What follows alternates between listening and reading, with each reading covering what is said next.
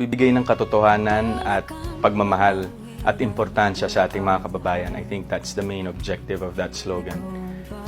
Dahil naririto tayo sa industriya kung saan tayo ay nagbibigay ng impormasyon at tayo ay nag-entertain ng ating mga kababayan through the art of TV and movie production. Hello Kathden fans! Ito laglag puso at mahal na mahal pala talaga ni Ma'am Catherine mga kasamberos itong si Tisoy, no? Kasi ito pala yung sinulat niya dun sa may ngayon ko lang kasi ako rin curious kung ano yung sinulat ni Ma'am Catherine dun sa may victory party nila. Di ba nga nagsulatan sila sa likod noon mga kasambreros. So edited man ito hindi, sabi na nga nag-upload dito mga kasambreros kasi talaga ang galing na mga ang galing na mga tao dito na mga investigadores mga kasambreros. And isa pa pala dito itong napaka-sweet nila mga kasambreros na off-cam na moment mga kasembreros, no, talaga nakuhaan sa camera kahit wala na, hindi na nag-roll ang camera, parang nadala sila nagkulitan at saka naglambingan mga kasembreros dito nga sa kama mga kasembreros, no. And then sabi niya dito yung sinulat pala dito ni Ma'am Catherine mga kasembreros ay I will forever love you Tisoy, sabing ganon mga kasembreros. So pimpanatag tayo mga kasembreros, no, sabi dito ito pala yung sinulat ni Tisay or ni Catherine mga kasembreros kaya Tisoy. Sabi niya dito, I will forever love you Tisoy. So talagang sino mga kasembreros. So edited man ito hindi mga kasembreros. Ang importante po ay masaya ang lahat. Masaya ang lahat mga kasembreros. So klarong-klaro, I will always love you Tisoy. I will always love you Tisoy. So wala palang forever.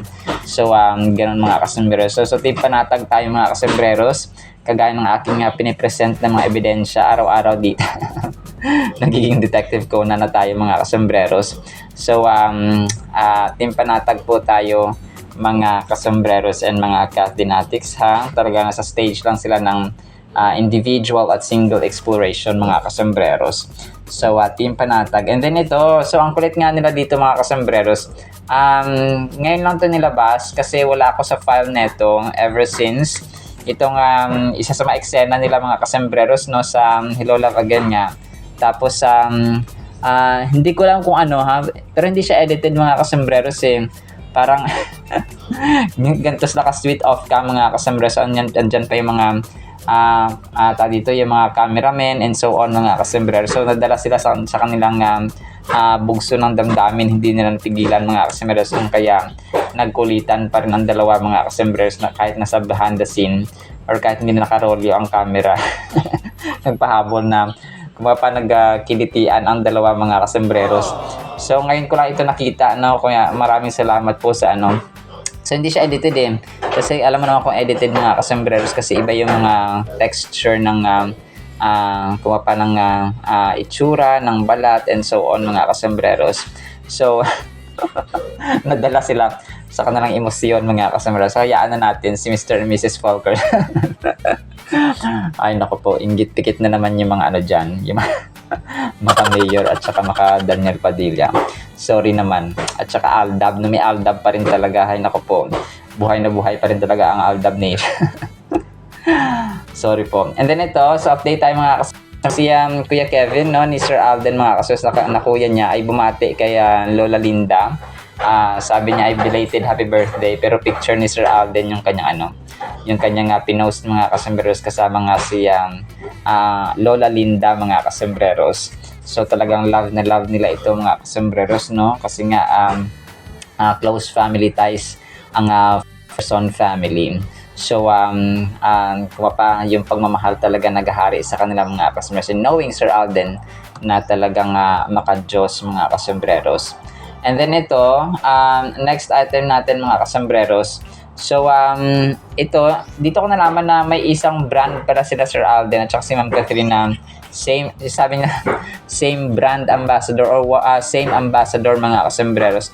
Pero tok parang hindi ko na parang hindi ko na hindi ko naabutan itong brand na ito mga kasembreros. Tapos pareho sila ng damit na kulay pinaghalong black, yellow mga kasembreros.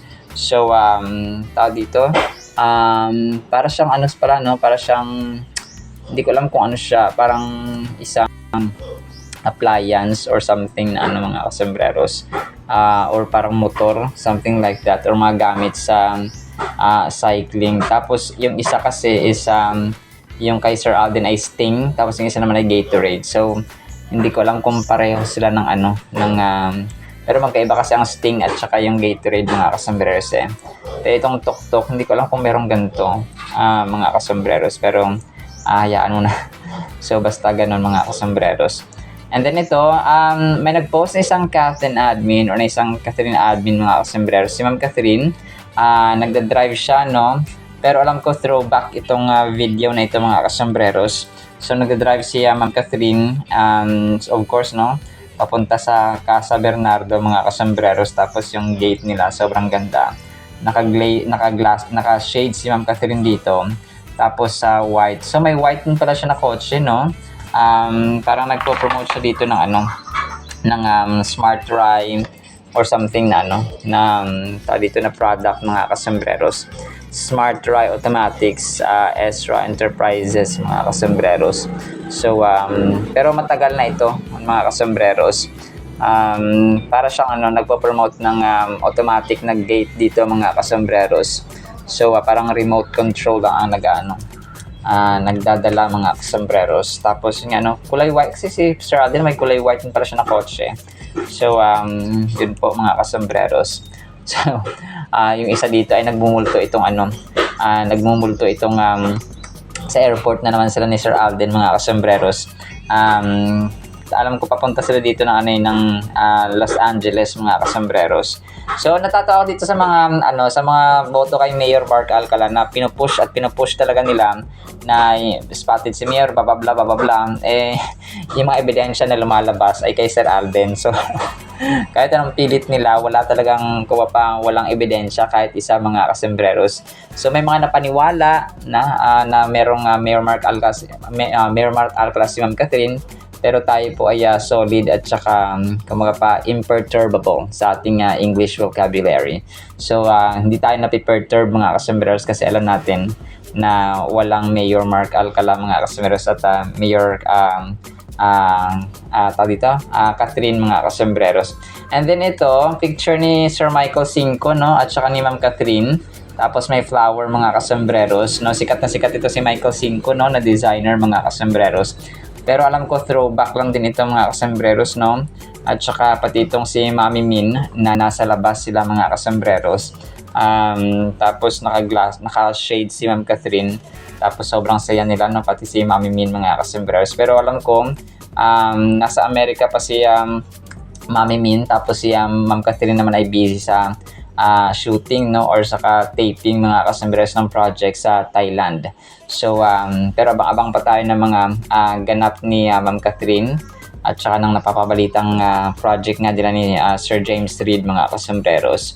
So and then last item natin, so napakinggan ninyo yung si Sir Alden, mga kasambreros, no, dun sa parang tinanong kasi sila ng ni Kapuso Girl na kung ano yung meaning ng Forever One with the Filipino for You. So sabi ni Sir Alden, pagbibigay ng katotohanan at pagmamahal at importance sa ating mga kababayan, kasi sabi niya, I think that's the main objective ng slogan na iyan. So narito tayo sa industriya para magbigay ng information at i-entertain ang ating mga kababayan through arc of TV and movie production. Ang lalim ng sagot ni Sir Alden, kasi alam mong may knowledge siya talaga sa ginagalawan niyang industriya. He's not just an actor.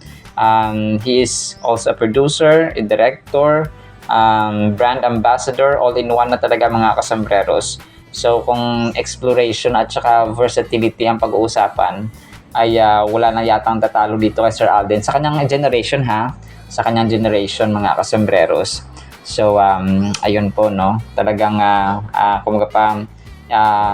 nagde-develop talaga si Sir Alden at saka nag-evolve. He learns every single thing, mga kasambreros, na he wanted to learn sa kanyang craft, especially sa industriya na kanyang ginagalawan sa showbiz, mga kasambreros. Alright, sinasi sa ating Catherine items, sana po ay pakinggan pa natin ang Word of God. Today is August 8, no? Ang bilis ng panahon, August 8, 2025, Friday na po. So, last day of the week, mga kasambreros, para sa mga walang pasok bukas ay enjoy po tayo. Sana po ipangin po natin ang Word of God. At para po sa ating Word of God ay sobrang ganda po nito. Ang title natin, Insulto. Proverbs 14:31, whoever oppresses the poor insults his maker, but he who is generous to the needy honors him. So napakaganda nito mga kasambreros.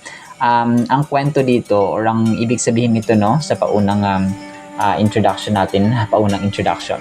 So ang mga tao daw na nang-aapi no, nang-aapak ng tao, nang-aapak ng ibang individual ay insulto no, parang nang-insulto siya sa ating Panginoon. Kung kaya yung ating title insulto. Pero yung mga tao namang generous, mapagbigay, okay, matulungin mga kasambreros sa mga nangangailangan, no, sa mga mahihirap mga kasambreros ay ino-honor or binibigyang galang mga kasambreros ang maker natin, ang ating Panginoon. And napakaganda nito no, sa Proverbs mga kasambreros, itong Proverbs 14:31. So maliban dito, ay ito po ay nagka-carry ng powerful message tungkol sa kahalagahan ng mapapagpapakita ng awa mga kasambreros and empathy sa ating mga kababayan na less fortunate ba. Kumaga pa yung mga may hirap at saka mga kumapa sa society ay mga pinaka mahirap mga kasambreros and even sa ating mga family members.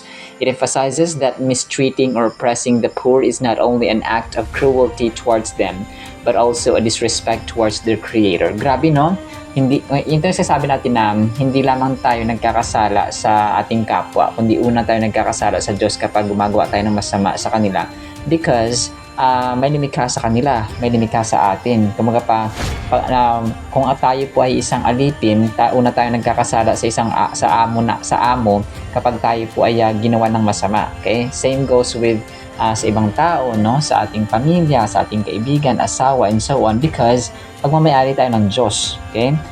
Isipin natin parati na ang gumawa sa atin ang mas may power, ang mas may authority, ang mas may karapatan. Okay? Kung kaya He did everything on the cross para ipakita na apart from of course no, tayo ang ginawa ng Diyos at hindi tayo ang gumawa sa Diyos mga kasambreros bilang tao ay tayo ay mga mortal. Hindi tayo ang lumikha sa Diyos kundi Siya ang lumikha sa atin ay ipinakita niya ang kanyang dakilang pag-ibig by sending His own beloved and begotten Son, Jesus Christ, mga kasambreros. What a love, no?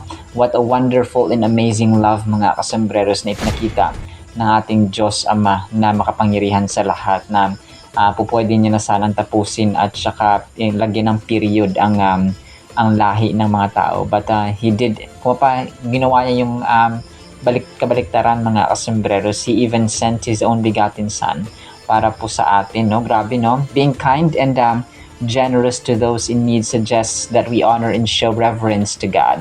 It poses a thought-provoking question to reflect upon: how do our actions towards the vulnerable in society reflect our relationship with the divine? So ito po yung tanong na kasi ang tao, ang society natin ngayon napaka-vulnerable, napaka-susceptible, parang prone sa insensitivity. Kahit sino pwede mag-comment, kahit sino pwede mag-post sa post mo, pwede mag-throw ng kanilang opinions, mag-throw ng kanilang conclusion, yung kanilang judgment agad-agad without knowing the real story behind. So, ito yung yung people are too fast. Gusto nila ng fast food, gusto nila ng instant noodles, no, instant food. Kapag nadili ang pagkain kasi sobrang gutom sa grab food, talagang bubulyawan ng ang tagal-tagal mo, ganyan. So pag nag-aantay tayo, ang tagal-tagal mo, bilisan mo, ganyan.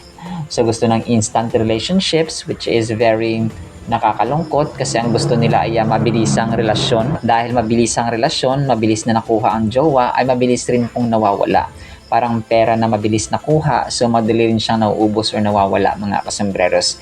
So parang ganun. So ang instant relationship, ang mabilisang jowa mga kasambreros ay madali rin pong kumaga pa nawawala at natatapos. Parang yung isang mangga, no, hindi pa hinog. Nasa season of learning, nag-aaral pa lang kayo talagang atat na mag-asawa. So hindi nakapagtapos ng pag-aaral, ang ending ay pareho silang hindi nakapagtapos ng college or walang dissenting trabaho.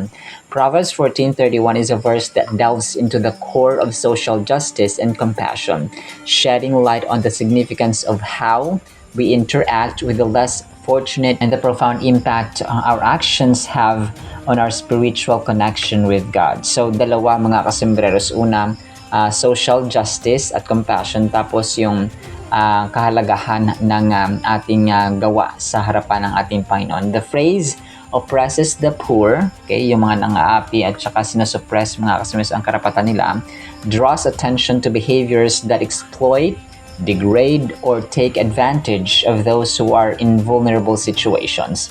And ang corruption dito, ang number one na example mga kasembreros no, sa ating society, how corruption kills and unknowingly na nasusuppress at na-oppress pa ang lahat ng mga nasa society na belong sa mababang level ng society or alta sa syudad mga kasembreros. Parang yung level, yung category, hindi pala alta sa syudad kasi alta sa syudad yung mga nasa taas mga kasembreros. Yung mga nasa below, yun sa below marginalized na society mga kasembreros, sila yung mga less fortunate. Furthermore, the expression shows contempt for the maker. So yung iba dito ay yung version ay yun nga no, insults his maker mga kasembreros ay isang insulto, isang walang galang at kalapastanganan. So yun siya mga kasembreros. Kalapastanganan sa ating manlilikha ang mga taong kung gumagawa ng pang-alipusta at pang-aalipin na wala sa batas, wala sa katarungan. So, hindi siya righteous mga kasembreros. Unrighteous at saka hindi tuwid, no, hindi tama. On the contrary, the verse highlights that whoever is kind, okay, generous to the needy honors God.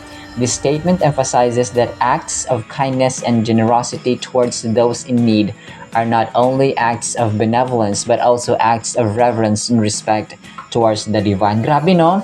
Dito ma-realize na grabe pala yung bigat, grabe yung weight, grabe yung impact kapag tayo po ay generous. That is why Sir Alden Richards, hindi na ako lalayo, is a great example talaga. Hindi siya perfectong example but a great example of a generosity and kindness na kahit na minsan naluloko na siya ay parang kaliwat kanan pa rin talaga ang offer ng mga endorsements no at saka mga brands mga customers na nagtitiwala sa kanya. So it's just an example of honoring God mga kasembreros by you no being kind and being generous. It underscores the interconnectedness between our treatment to others or treatment of others and our relationship with God, emphasizing the importance of compassion and empathy and our interactions with the less fortunate. So yung context na ito ay talagang relevant ngayon mga kasembreros sa mundo natin, whereas kung yung mga tao talagang maraming mga judgmental, maraming mga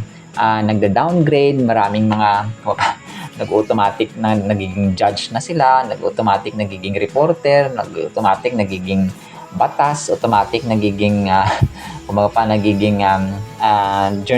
journalist mga kasembreros, nagiging senator, parang yung ordinaryong tao kapag wala silang galang automatic sila nagiging ganong mga trabaho mga kasembreros, naging judgment naging husgado mga kasembreros because they throw judgments automatically and right away. So in conclusion, Proverbs 14:31 serves as a poignant reminder that our treatment of the poor is a direct reflection of our reverence for God. So kasi ganito yan, di ba? Kapag mahal mo ang Diyos, mahal ka ng Diyos, so magmamahal ka rin sa tao. So hindi mo sila i-oppress, hindi mo sila aapakan mga kasembreros, hindi mo sila iisahan, hindi mo sila lilinlangin, hindi mo iniinsulto ang Panginoon. Kapag tayo po ay tinutulungan at naging generous, naging mapagbigay mga kasembreros sa mga nangangailangan talaga. So as simple as that. Kung kaya tayo po ay nire-remind ng Panginoon na sa kabila ng mundong mapang-api, sa kabila ng mundong judgmental, tayo po ay maging kind at maging loving, maging empathetic ba at sympathetic sa bawat isa. Alright? So that's one way of honoring God as well. Alright, yun lamang sa ating Word of God ha. Nawa po ipagpalain po tayo ng pag-ibig, pananampalataya, pag-asa, at kindness and generosity na nagmumula sa ating Diyos na makapangyarihan sa lahat. In Jesus' mighty name we pray. Amen and Amen. See you sa next segment mga Smarsen. Paalam po.